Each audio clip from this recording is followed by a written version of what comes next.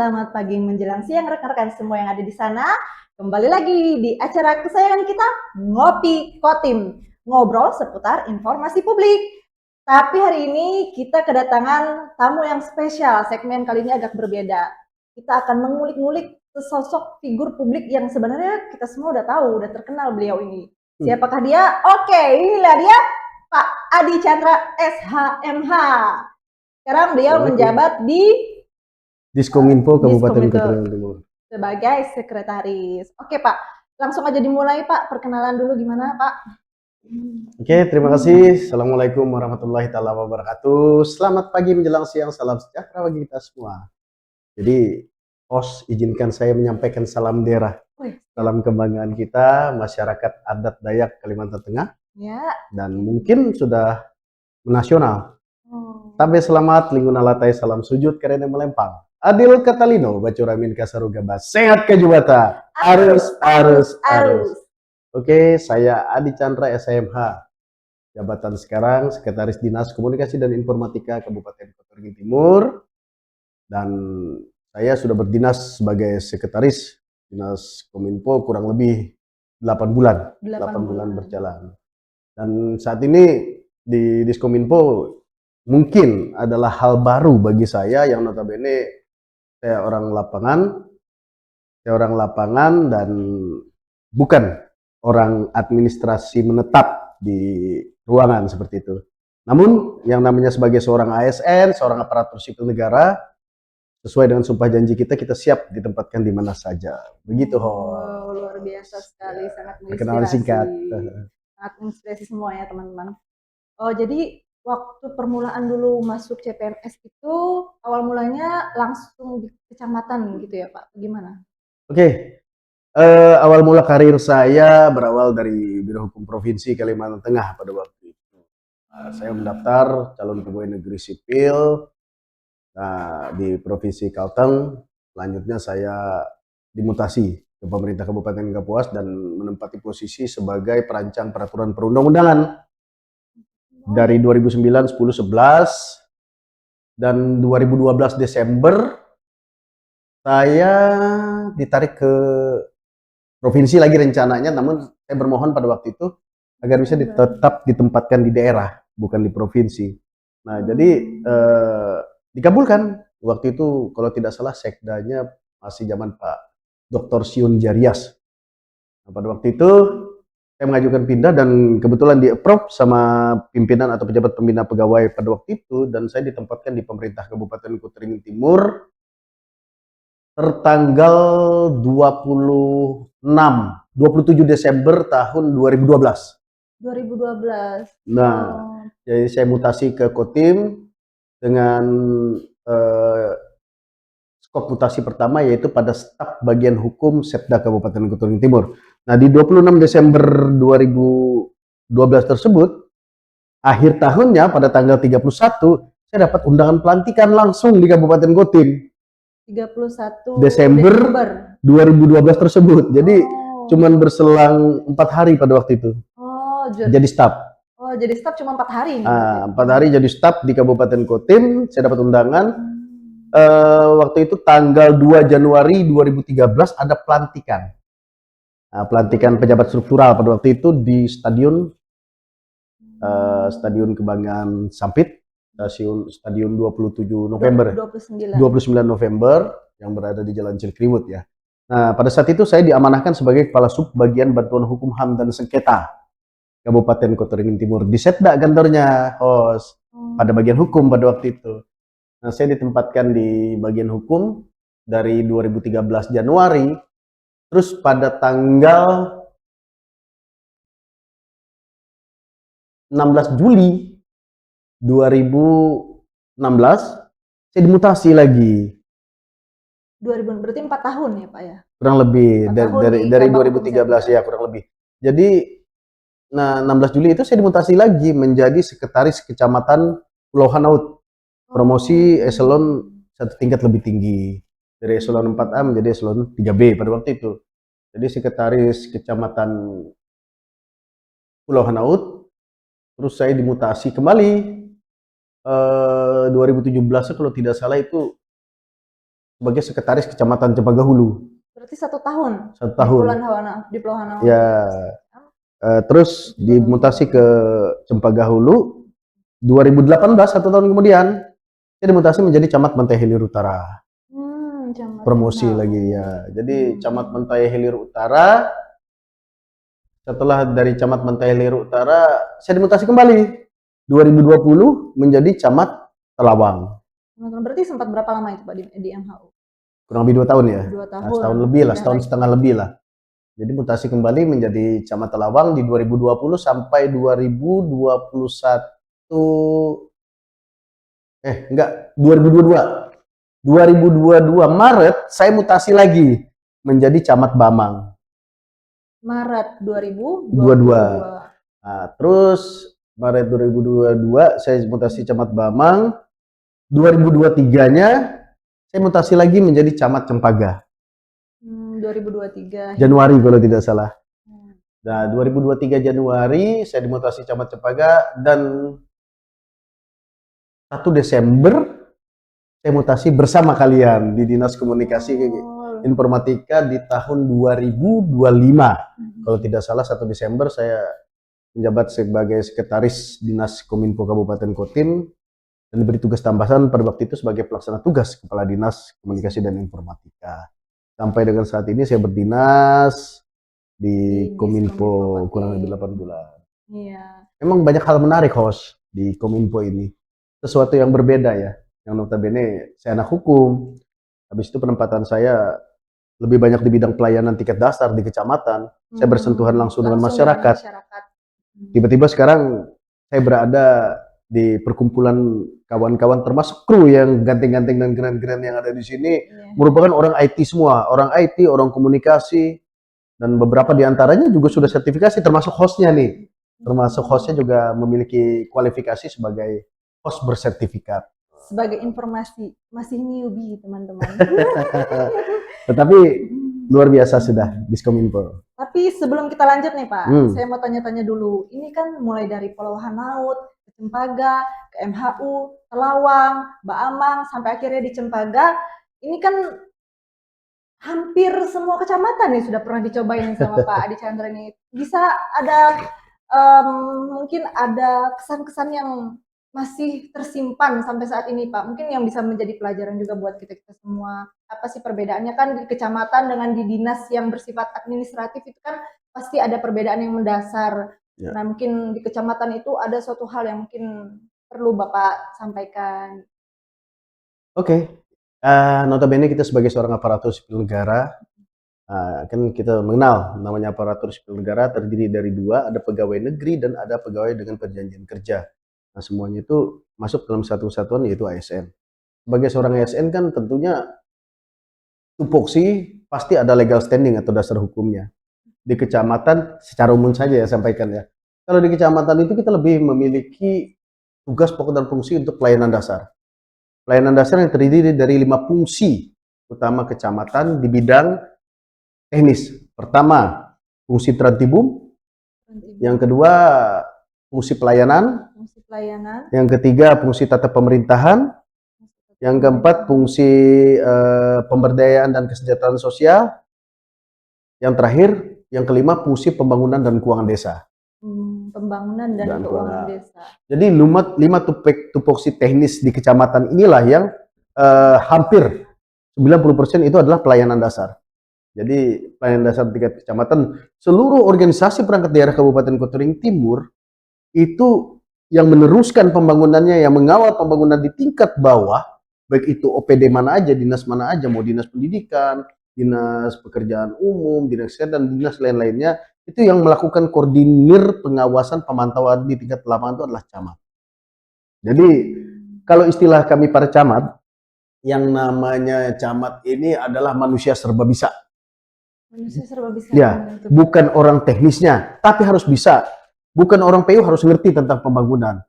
Bukan orang kesehatan, tapi harus minimal mengerti tentang ilmu kesehatan dasar. Dan bukan orang ahli pendataan kependudukan, sensus kependudukan, tapi harus mengerti, harus mengetahui kapan orang lahir dan kapan orang meninggal di kecamatan. Seperti itu. Karena kecamatan juga memiliki fungsi tata pemerintahan yang di mana di bawahnya pada waktu itu adalah mengawasi jalannya proses perpindahan penduduk antara kecamatan lain menuju kecamatan Cepaga atau dari kecamatan Cepaga keluar ke daerah lain seperti itu. Nah, sedangkan di dinas kita melekat satu fungsi teknis yang sesuai dengan nomenklatur yang diatur oleh peraturan daerah dan perbuk. Misalnya Dinas Komunikasi Informatika. Dinas Komunikasi dan Informatika ini memiliki 3 fungsi teknis. Fungsi pertama, teknologi, informasi, dan persandian. Fungsi kedua, infrastruktur dan statistik daerah. Fungsi ketiga, pengelolaan informasi dan komunikasi publik yang dijalankan rekan-rekan sekalian seperti saat ini. Jadi cuma 3 fungsi ini tidak jauh-jauh dari komunikasi, informasi dengan IT. Nah ini ilmu baru bagi saya. Gitu. Nah kalau berbicara kompleks, lebih kompleks pelayanan dasar di kecamatan karena kita menampung seluruhnya permasalahan yang ada di kecamatan, baik di desa ataupun kelurahan yang berada di wilayah kecamatan tersebut. Begitu Host. Jadi plus minusnya ada. Kalau bagi seorang Adi Chandra tugas dimanapun gas. Wow. Anak motor. Luar biasa. Trabas. Ya, Trabas. Oke, tapi sebelum kita lanjut lagi nih, seru banget ini penjelasannya pemirsa. Kita break dulu ya Pak. Oke. Oke, tunggu kita lanjut ya pemirsa. Dadah.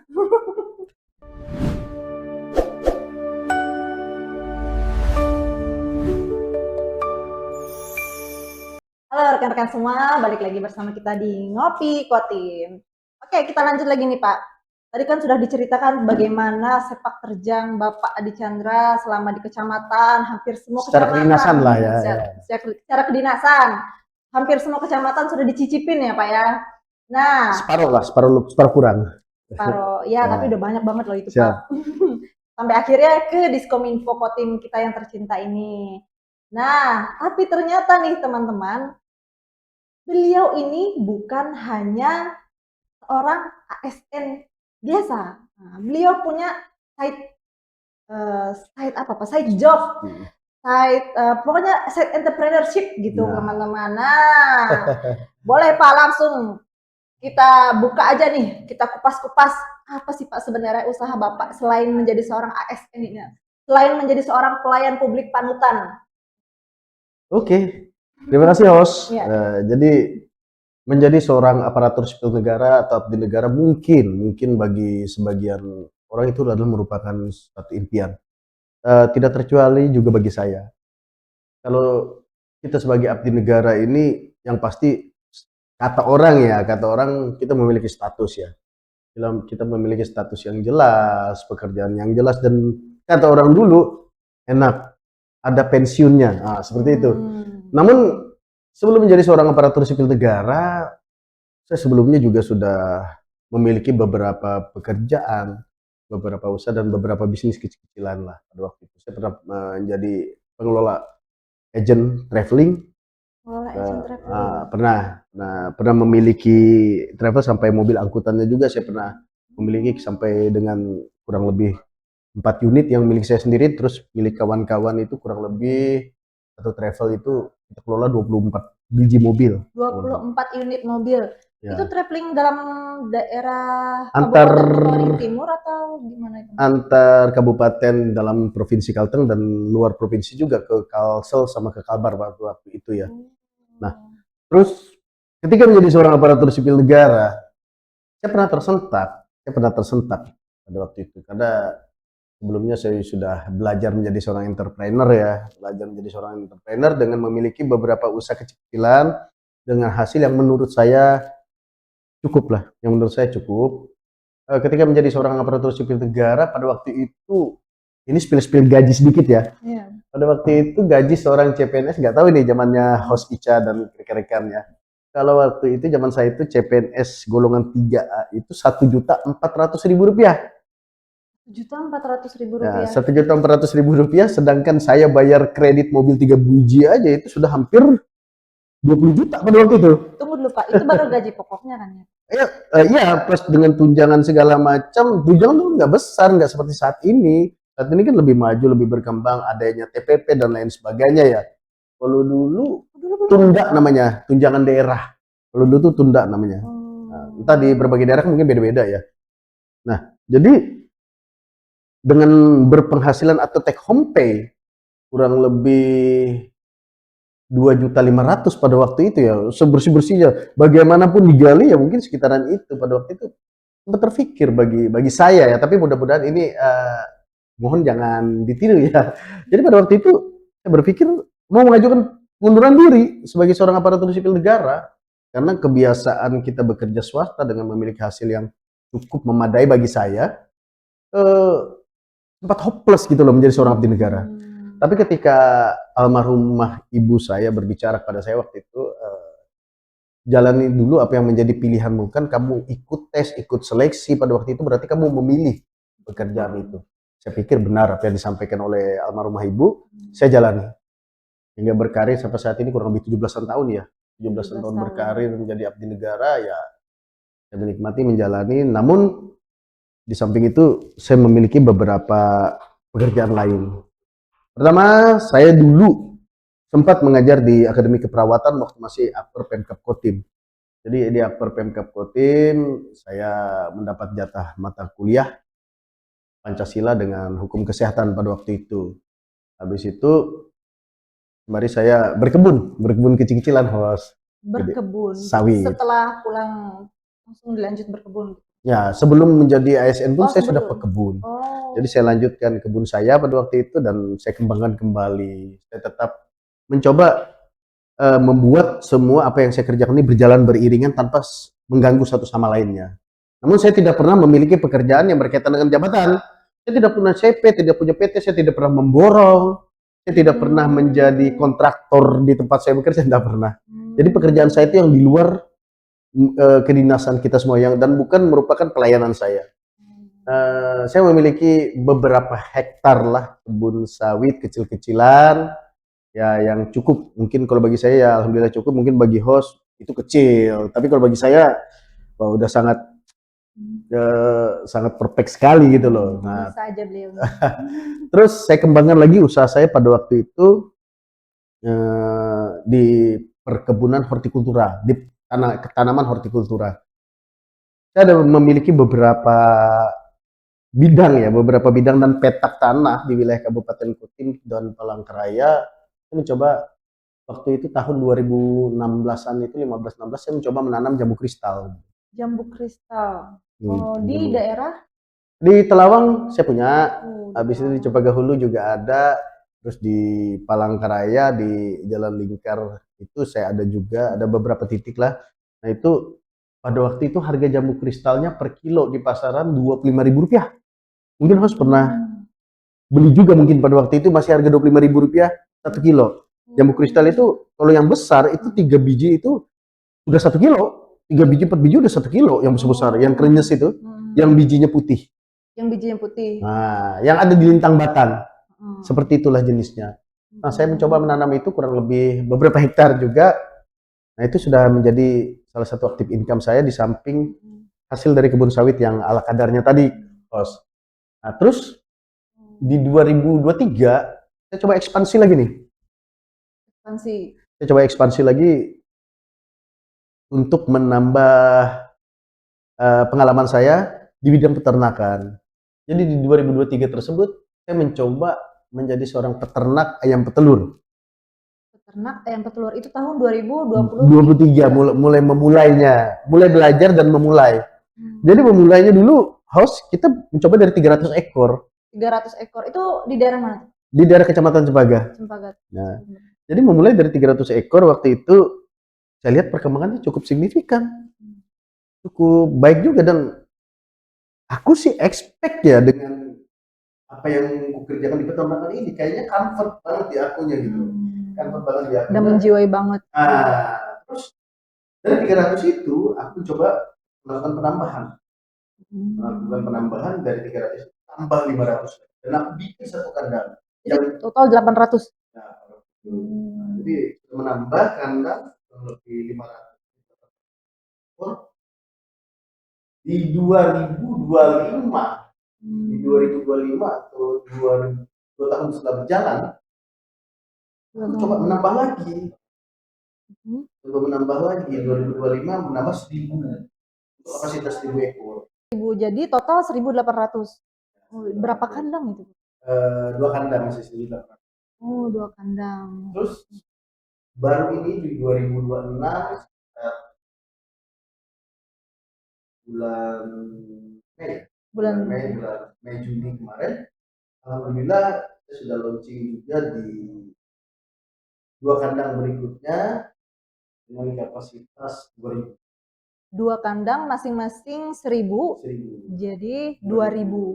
Jadi ada 4 kandang berlokasi di Kecamatan Cempaka, Desa Jemaras, dengan total ayam 3.800 ekor, kurang 200 lagi pas 4.000, Pak. Terus saya pikir banyak ya kawan-kawan apa tuh saudara kan bilang jangan pernah takut untuk mencoba, jangan pernah takut untuk memulai.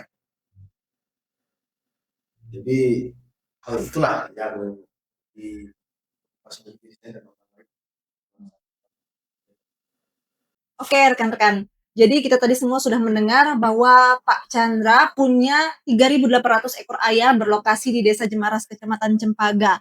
Dan itu beliau rintis selama kurang lebih 4 tahun ya Pak ya? 3 tahunan. Dan bermula awalnya hanya 200 ekor teman-teman. Sekarang bisa jadi 3.800, itu kan merupakan perkembangan yang signifikan. Nah, dan apalagi dilakukan sembari tetap menyelesaikan tanggung jawab kedinasan, tanggung jawab pelayanan publik yang beliau emban. Nah, tentunya ini Pak, bagi rekan-rekan yang menonton, pasti juga bertanya, gimana caranya gitu Pak?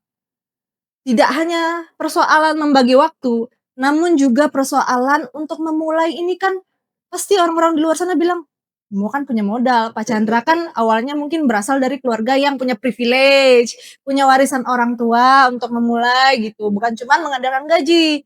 Nah, gimana dengan teman-teman di sana yang misal seperti saya memang benar-benar hanya mengandalkan diri sendiri gitu, Pak? Boleh dikasih tips and triknya gitu, Pak? boleh minum dulu ya, Mas. Silahkan, saya juga minum dulu, Pak. Oke, kembali diskusi lagi ya. Jadi mari apa yang ditanyakan oleh host. Oke, kita lanjut lagi ke segmen ini. Boleh diceritakan tadi Pak tips and trick memulai. Jadi begini ya, mungkin tadi kita berbicara privilege tadi. Saya memang anak seorang dari birokrat. Nah, jadi saya anak orang dari birokrat, tetapi orang tua saya itu alhamdulillah tidak mewariskan satu harta benda pun kepada kami berlima saudara. Yang diwariskan hanyalah ilmu pengetahuan, dibiayai sekolah, dan terakhir mungkin prinsip hidup. Jadi sebagai contoh, saya memiliki seorang ibu, almarhumah ibu saya, kebetulan pendidikan terakhirnya kan SLTP sederajat saja. Tapi dia sudah bisa mencetak anak, ya mohon maaf bukan narsis, tapi narsis sedikit boleh dong. Saya sudah menempuh pendidikan sampai lulus strata 2 dan saat ini sekalian promosi ya. Saya sedang menjalankan studi di Universitas Tarumanegara Jakarta di program doktor Jakarta. Nah, jadi seperti itulah prinsip yang ditanamkan oleh orang tua saya kepada saya. Yang kedua, yang saya sampaikan kepada host dan kawan-kawan tadi dan seluruh pemirsa ya, jangan pernah takut untuk mencoba. Jangan pernah takut mencoba dan jangan pernah takut untuk gagal. Kegagalan itulah sumber dari segala sumber ilmu untuk kita mengarungi kehidupan berikut. Nah, kalau berbicara masalah modal seperti yang saya sampaikan tadi, semuanya berawal dari 10 jari begini bisa di bentangan telapak begini, selanjutnya begini. Jadi 10 jari langsung kita sambil berdoa. Dan saya tidak pungkiri, saya juga adalah salah satu nasabah terbaik bank. Jadi semuanya alhamdulillah bermulai dari keyakinan, keinginan, niat. Dan mencoba-coba untuk menjadi berani. Mencoba hal-hal baru, mencoba peruntungan baru di dunia yang mungkin dunia kerja yang baru bagi saya. Nah, modal awalnya saya mulai berkebun segala macam itu saya membeli tanah yang tidak terlalu mahal ya, yang tidak terlalu mahal dan bukan berada di wilayah perkotaan. Saya mencoba dari awal dan saya memulainya. Saya beli dulu 1 hektar, 2 hektar, 3 hektar sampai seterusnya ada beberapa lah seperti itu. Terus untuk kebunnya Bu Kristal juga seperti itu. Saya coba dulu dari 10 batang, 20 batang sampai ada sedikit beberapa ratus batang yang saya miliki. Beberapa titik lah. Terus untuk ayam atau peternakan unggas saya, itu saya terfokus di satu desa Jemaras, Kecamatan Jebaga. Dan memulai itu semua eh, berbekal keyakinan dan niat saja, host. Jadi yakin, niat, aku pengen ada peningkatan dalam hidup aku bilang. Dan aku pengen ada penyeimbang antar kedinasan aku, hasil dari kedinasan aku dengan hasil dari entrepreneur yang aku jalani. Nah, alhamdulillah nampaknya mendapat restu dari almarhumah orang tua juga, termasuk juga ridho dari Allah Subhanahu wa taala ya. Itu bisa berjalan. Yang namanya usaha tidak selalu begini, host. Tidak selamanya menaik ke atas. Ada juga kalanya dia turun atau stagnan. Oke, rekan-rekan, ini sudah memasuki akhir segmen. Terakhir nih, Pak. Apa motivasi untuk teman-teman semua yang lagi mungkin di luar sana juga ada ASN atau mungkin karyawan lain yang juga ingin mengikuti jejak Pak Adi Chandra bekerja sebagai pegawai namun juga sebagai entrepreneur dan yang tidak mudah dilakukan oleh semua orang gitu. Motivasi dan closing statement sekalian. Mungkin satu kalimat ya buat kalian semua, saya dan kalian sama. Saya dan host terus diberikan anugerah yang terindah dari Allah Subhanahu wa taala, Tuhan yang kita, yaitu umur sehat. Kita diberikan alat panca indera yang mungkin sama, tidak mengucilkan yang ada kekurangan atau aktivitas ya, tapi diberikan kesehatan dan kebugaran, diberikan alat panca indera yang sama. Tentu saja, kalau saya bisa, kenapa kalian? Kalau tidak sekarang, kapan lagi?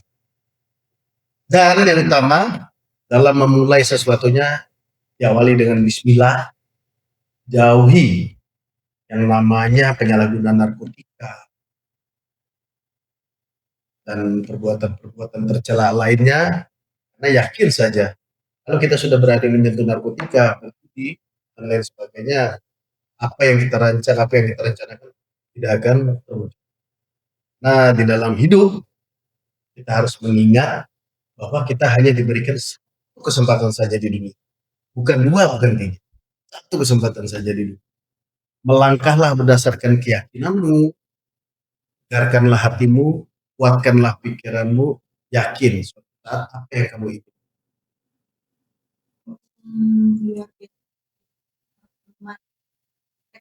Tua taha diiringi dengan doa. Istilahnya host ora et labora ya gitu ya. Belajar dan berdoa ya.